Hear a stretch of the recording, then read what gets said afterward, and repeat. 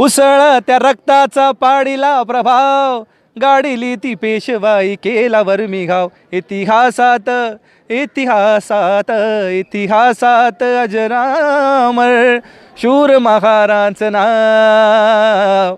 भीमा कोरेगाव केले भीमा कोरेगाव, भीमा कोरेगाव केले भीमा कोरेगाव. 1818 को ईस्ट इंडिया कंपनी और पेशवा बाजीराव द्वितीय की सेना के बीच हुए भीमा कोरेगांव युद्ध की आज बरसी है।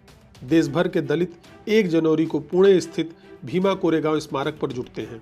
इस वीडियो में हम आपको बताएंगे कि दलित विजय का प्रतीक बन चुके इस युद्ध की पूरी कहानी क्या है। सबसे पहले हम आपको यह बता दें कि 1 जनवरी 1818 को हुए इस युद्ध का नाम कैसे पड़ा। ईस्ट इंडिया कंपनी और पेशवा बाजीराव द्वितीय की सेना के बीच यह युद्ध पुणे के करीब स्थित कोरेगांव नामक गांव में हुआ था। यह गांव भीमा नदी के किनारे बसा हुआ है, इसीलिए इस युद्ध का नाम भीमा कोरेगांव युद्ध पड़ गया। भीमा कोरेगांव युद्ध से पहले ही अंग्रेजों और मराठा के बीच हुए 2 युद्धों में पेशवा कमजोर हो चुके थे। पेशवा की सेना में 20,000 घुड़सवार और 8,000 पैदल सैनिक थे। पेशवा अंग्रेजों की पुणे रेजिडेंसी पर कब्जा करना चाहते थे। पहले बाजीराव द्वितीय ने पुणे पर कब्जा करने के लिए 5,000 सैनिक भेजे, लेकिन बाद में उन्होंने ब्रिटिश सेना के छोटे आकार को देखते हुए 3 इन्फेंट्री डिवीजन भेजे।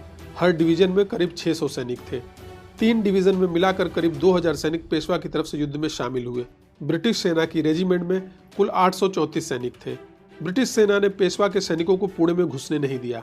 12 घंटे तक चली इस लड़ाई में पेशवा के करीब 500 से 600 सैनिक मारे गए। भारी नुकसान के बाद बाजीराव ने अपने सैनिकों को वापस बुला लिया। पेशवा द्वारा फौज को वापस बुलाने की एक बड़ी वजह ब्रिटिश जनरल जोसेफ स्मिथ की एक बड़ी सैन्य कमान के साथ वहां आने का भय भी बताया जाता है। बॉम्बे प्रेसिडेंसी के गजेटियर के अनुसार ईस्ट इंडिया कंपनी के 834 सैनिकों में 49 सैनिक मारे गए। 200 से ज्यादा ब्रिटिश सैनिक घायल हुए या फिर लापता हो गए। कोरेगांव युद्ध के बाद अंग्रेजों ने युद्ध स्थल पर 65 फीट ऊंचाई का स्मारक बनवाया। इस स्मारक पर युद्ध में मारे गए ब्रिटिश और भारतीय सैनिकों को श्रद्धांजलि दी गई है। स्मारक पर अंग्रेजी और मराठी में लिखा है कि यहाँ ब्रिटिश सेना ने पूरब में अपनी सबसे गर्व भरी जीत हासिल की। स्मारक पर ब्रिटिश इंडिया कंपनी की बॉम्बे नेटिव इन्फेंट्री के 49 जवानों के नाम भी उत्कीर्ण हैं, जो पेशवा की सेना के संग युद्ध में मारे गए थे। इन जवानों में 22 महार समुदाय के हैं। इन सैनिकों के महार होने की पहचान उनके नाम के अंत में लगे नाक, एस नाक, राय नाक, गुन्नाक इत्यादि से होती है। इस स्मारक पर उत्तर और दक्षिण में मराठी में प्रशस्ति अंकित है, पश्चिम में अंग्रेजी पर प्रशस्ति अंकित है। स्मारक के उत्तर और पूर्व में मारे गए या घायल अंग्रेजों के नाम हैं। इनमें आर्टिलरी में शामिल 4 भारतीय सैनिकों के भी नाम हैं जो युद्ध में मारे गए थे। जातिगत व्यवस्था में महार समुदाय को अछूत समझे जाने के बावजूद उनकी ख्याति एक सैन्य जाति के रूप में रही है। राजपूत, यादव, जाट, गुजर और मराठा की तरह महार को भी फाइटर कास्ट माना जाता है। छत्रपति शिवाजी की सेना में भी महार शामिल थे। भीमा कोरेगांव रणस्तंभ सेवा संघ के उपाध्यक्ष सच्चिदानंद कडलक के अनुसार महार शिवाजी के समय से मराठा सेना के हिस्सा रहे हैं। लोग भूल गए कि छत्रपति संभाजी के भौतिक अवशेष को दुश्मनों के कब्जे से महारों ने हासिल किया था। संभाजी को औरंगजेब ने मरवाया था। महारों ने पेशवा की सेना के लिए पानीपत की तीसरी लड़ाई और खाड़दा की लड़ाई जैसी कई प्रमुख लड़ाइयों में अहम भूमिका निभाई थी। लेकिन इतिहास अक्सर ब्राह्मणवादियों ने लिखा है और वो तथ्यों को तोड़ मरोड़ कर पेश करते हैं। ईस्ट इंडिया कंपनी ने महारों की वीरता को पहचाना और उन्हें अपनी सेना में जगह दी। श्रद्धा कुंभोजकर के अनुसार कोरेगांव के बाद 1826 में हुए कठियावाड़ा युद्ध, 1846 में हुए मुल्तान युद्ध और 1880 में हुए दूसरे अफगान युद्ध में महार रेजिमेंट ने उल्लेखनीय योगदान किया था। श्रद्धा कुंभोजकर के अनुसार 1857 में भारत के प्रथम स्वतंत्रता संग्राम के दौरान ईस्ट इंडिया कंपनी की बॉम्बे आर्मी के महार रेजिमेंट के कई सैनिकों ने अंग्रेजों के खिलाफ बगावत कर दी थी। उसके बाद से ही अंग्रेज महारों के प्रति सशंकित हो गए थे। 1892 में उन्होंने महार को मार्शल रेस की सूची से बाहर कर दिया। अंग्रेजों के इस फैसले के खिलाफ महार समुदाय में आवाज उठने लगी।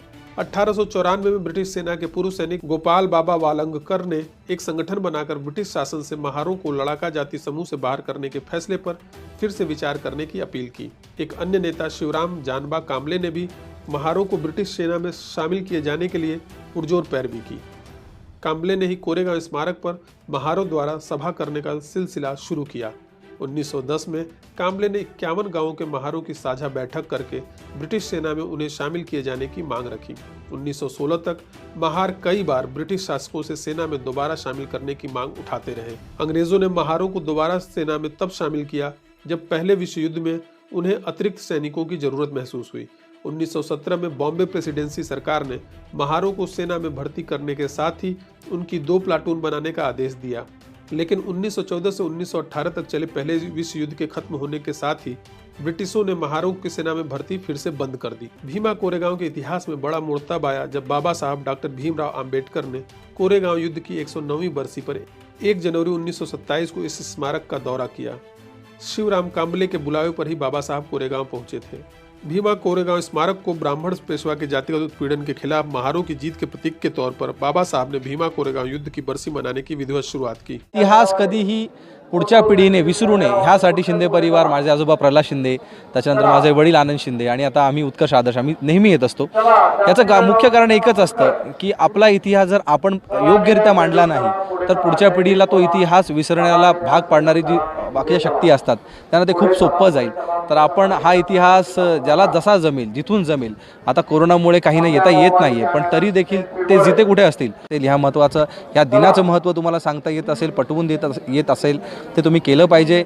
हे आपलं परम कर्तव्य म्हणून आपण आज हा वर्षाचा पहिला दिवस आम्ही नेहमीच भीमा कोरेगावला साजरा करतो आणि याच्या पुढेही आमच्या पुढच्या येणाऱ्या पिढ्या देखील भीमा कोरेगावला येत राहतील। बाबासाहेबांनी एक एक वाक्य जे काही सांगितले ते आपण कितपत आपण खोटं पाडू शकतो का हा प्रश्नच मुळात बाबासाहेबांनी जे सांगितले ते ही एक काळ्या दगडावरची रेख आहे। बाबासाहेब नेहमी म्हणायचे की माझं 10 भाषण आणि माझ्या कलाकाराचं 1 गाणं, त्याच्या मागचा जो हेतू बाबासाहेबांचा होता तो आपण खरं समजून घेतला पाहिजे। माझे जितके कलाकार बांधव आहेत माझी त्यांना विनंती असेल की बाबासाहेब मांडत असताना, बाबासाहेबांचे विचार मांडत असताना, त्यांचे गाणे करत असताना तुम्ही कृपया करून त्या गाण्याचा आयटम सॉन्ग होईल किंवा त्या गाण्यामध्ये आरबट चरबट आपण जे विषय मांडतो ते न मांडता आपण बाबासाहेब एक विचार आहेत त्या विचाराला आपण अनुसरून गाणं लिहिलं पाहिजे, गाणं बनवलं पाहिजे आणि प्रेक्षकांपर्यंत पोहोचवलं पाहिजे। कारण बाबासाहेब हे आयटम सॉन्ग नाही तर बाबासाहेब एक चळवळ आहे जी गाण्यातून आपण उभी केली पाहिजे। हा आग, हा झंझावत आपण असाच सुरू ठेवला पाहिजे आणि आपल्या खांद्यावरती बाबासाहेबांनी जो अधिकार, जो हक्क आपल्याला सांगितलेला आहे की माझं भाषण, 10 भाषण आणि माझ्या कलाकाराचं 1 गाणं हे आपण सार्थ ठरवलं पाहिजे आणि आपण त्याच प्रकारची तितक्याच महत्त्वपूर्ण बाबासाहेबांचे घटक मांडणारी गाणी बनवली पाहिजेत। की भिडेंना अटक झाली नाही झाली हा तर विषय आहे कायद्याच्या अनुसरून, पण मला इतकेच म्हणायचं की भिडे म्हणा किंवा कोणताही व्यक्ती असेल हे तेव्हाच मानी वर काढतात जेव्हा केव्हा आपल्यासारखी शिकलेली माणसं चळवळीमध्ये भाग घेत नाहीत। तर कृपया करून शिकलेल्या सर्व बांधवांनी चळवळीमध्ये सहभाग घेतला पाहिजे, मुख्य ते गरजेचं आहे आपल्यासाठी। बाबासाहेबांनी जे सांगितलेलं की जोपर्यंत तुम्ही त्या जागी बसत नाही, तुम्ही त्या जागामध्ये तुमचा मुख्यमंत्री होत नाही, तुमचे आमदार, तुमचे खासदार होत नाही, तोपर्यंत तुम्ही तुमचे अधिकार, तुमच्या गोष्टी पटवून घेऊ शकत नाही। तर आपल्या सर्व शिकलेल्या बांधवांना मी आता परत तेच म्हणेन की तुम्ही एक शिकलेले ज्याप्रमाणे युवक आहात त्याचप्रमाणे तुम्ही शासनकर्ती जमात ही व्हायला पाहिजे। जे बाबासाहेबांनी सांगितलेले आहे त्याचं काटेकोरपणे पालन करा। बाबासाहेबांनी आपल्याला ज्या 3 गोष्टी सांगितलेल्या आहेत, शिका, संघटित आणि संघर्ष करा। आपल्या मुलांमध्ये आजकाल फक्त संघर्ष होतो, शिक्षण बऱ्याच जागेला घेतलं जात नाही किंवा त्याची अंमलबजावणी होत नाही किंवा ते घेतलेलं असेल तर ते चळवळीमध्ये रूपांतर करता येत नाही। तर कृपया मित्रांनो, माझ्यासारख्या सर्व युवा मित्रांना मला हेच सांगायचं आहे, चळवळीमध्ये भाग घ्या आणि योग्यरित्या भाग घ्या। आज आम्हाला ज्या वेळेला खेडोपाड्यामध्ये सांगितलं जातं की शिंदे परिवाराने बाबासाहेब खेडोपाड्यापर्यंत पोहोचवले, तर मी याला एक कॉम्प्लिमेंट म्हणून बघण्यापेक्षा मला एक विचार करायला भाग पडतो विषय की जर आम्ही गाणेच नसते गायले तर हा बाबासाहेबांचा विचार तिथपर्यंत पोचला असता का? की आपले बुद्ध विहार फक्त बांधून उभी असतात, त्याच्यामध्ये मुलं वळत नाहीत। का वळत नाहीत? कारण आई वडील त्यांना लहानपणापासून तिथे बुद्ध विहारात पाठवत नाहीत। तर मुळात आई वडिलांनी मुलांना लहानपणापासून ते संगोपन त्या प्रकारे झालं पाहिजे। फक्त आपण बुद्धविहार बांधून किंवा आपण फक्त 1 जानेवारी इकडे यायचं, 6 डिसेंबरला चैत्यभूमीला जायचं किंवा आपण परत नागपूरला जायचं, याच्यापेक्षा दररोज बाबासाहेबांचं पठण, बुद्धांचं पठण घरात झालं पाहिजे। त्या विचाराचा विचार पसरला पाहिजे, हे आई वडिलांची जबाबदारी मी मानतो। त्याच्यानंतरच तरुण पिढी योग्यरित्या घडेल असं मला नेहमी वाटतं। जे गाणं ह्या दिवसाला सगळ्यांचं स्टेटस असतं किंवा रिंगटोन असतं, जे उत्कर्ष आदर्शने केलं तेच मी गातो। उसळ त्या रक्ताचा पाडीला प्रभाव, गाडीली ती पेशवाई केला वर्मी घाव। इतिहासात इतिहासात इतिहासात अजरामर शूर महाराजांचं नाव। भीमा कोरेगाव केले भीमा कोरेगाव, भीमा कोरेगाव केले भीमा कोरेगाव। है।